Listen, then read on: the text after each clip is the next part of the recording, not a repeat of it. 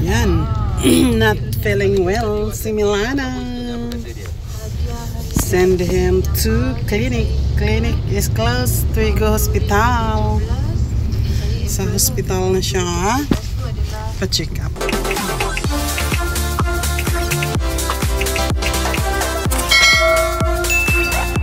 Hari jadi yang terakhir daripada arwah ayah saya. Itu Yan si Milano. Hadiah tu dia makan dan dia cuma baca doa je untuk saya. Tapi saya tak sangka kalau itu adalah hadiah terakhir. And it's raining. Raining guys. Malakas ang ulan since morning. Kaya pinasuot ko yung ano niya.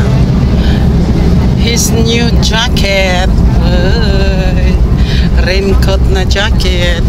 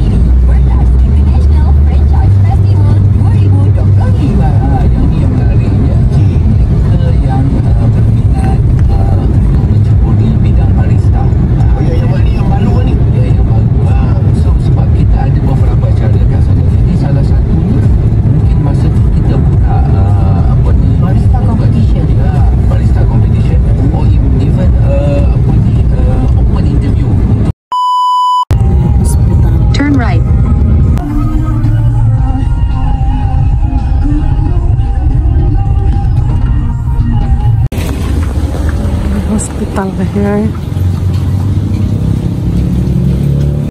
So, dito na kami sa hospital. Are you okay, baby? Ayan si baby. Ayan, not feeling well. So, ayan yung hospital. Dito na kami, guys. Pa-check up muna namin si Milano.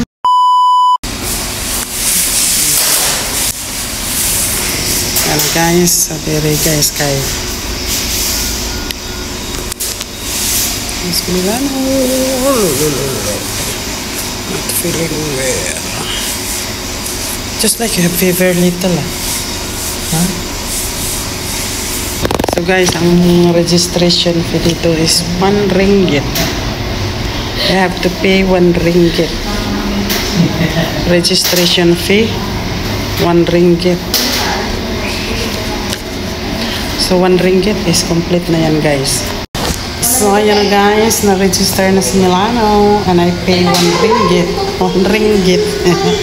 Ang 1 ringgit guys is, ano na siya, complete na siya with check-up, lahat ng gamot, free. Free lahat ng gamot. Kahit ma-hospital dito guys is ano din, 1 ringgit lang talaga yung bayaran registration. Kahit ilang araw ka sa hospital, lahat ng gamot, everything is free. O diba? Bongga.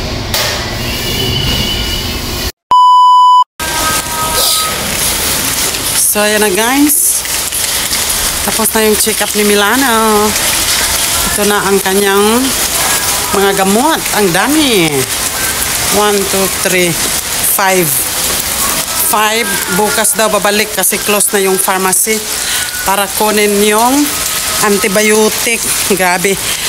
In-x-rayhan si Milano. Nag-x-ray. X-ray siya. Tapos kinuna ng dugo. Kasi yung ano niya, ubo-ubo mga 1 week mahigit na.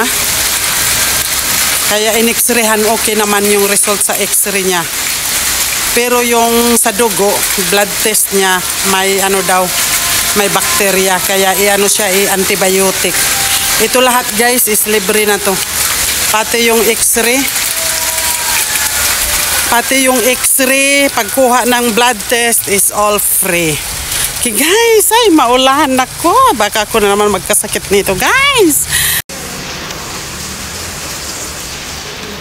Na guys, dito na muna kami after sa check-up. I wanna go inside Tesco. So ayun na nga guys, andun si Milano kumain. Pinakain muna para makainom ng gamot. So update, yun na nga. Blood test ni Milano, may bacteria yung ano niya, dugo. Kaya kailangan may konting bacteria. So kailangan niya talaga mag-antibiotic. 'Di ba? Ang daming gamot, ika-anim yung antibiotic. Pero the problem is yung antibiotic hindi pa siya pwede makainom tonight kasi sarado na yata ang pharmacy. So bukas kailangan kunin namin yung ano ni Milano, yung gamot, antibiotic para sa sore throat niya kasi nag-swollen. So bukas kailangan daw before 3 kunin yung antibiotic. Tapos yung x-ray niya naman is okay. Pero once na pag within next week, inuubo-ubo pa daw siya, kailangan ko na naman daw siya dalhin doon sa clinic, hindi na sa hospital. Sa clinic para i-check na naman yung ano niya, dugo na naman doon. Tapos, pero kung okay na daw siya sa antibiotic, no need na daw magpunta sa clinic. Diba? Ang nakaano lang talaga sa government hospital dito, or government clinic, gabi yung pila kasi madaming pasyente. Alam mo yung mga ilang oras ka doon maghintay, pero at least libre naman lahat. Gamot, pagpa-x-ray, pagpa-blood test, libre siya lahat. Not like sa private clinic, doon sa amin, madali lang, mga within 30 minutes lang tapos na. Kaso lang yun, magbabayad ka din ng mahal. Diba? Kasi pag kami lang talaga ni Milano, like for example, magkasakit si Milano, doon ko lang talaga siya dalhin sa private clinic. Kasi yun lang naman ang malapit sa bahay namin. Yung mga government clinic, yung mga government hospital, malayo kaya. Hindi man ako makapag-drive. So kung andito yung tatay niya sa Talong, pwede siya dalhin doon sa government hospital. Like after 5, close naman yung mga clinic. So pupunta na kami ng hospital, pwede siya.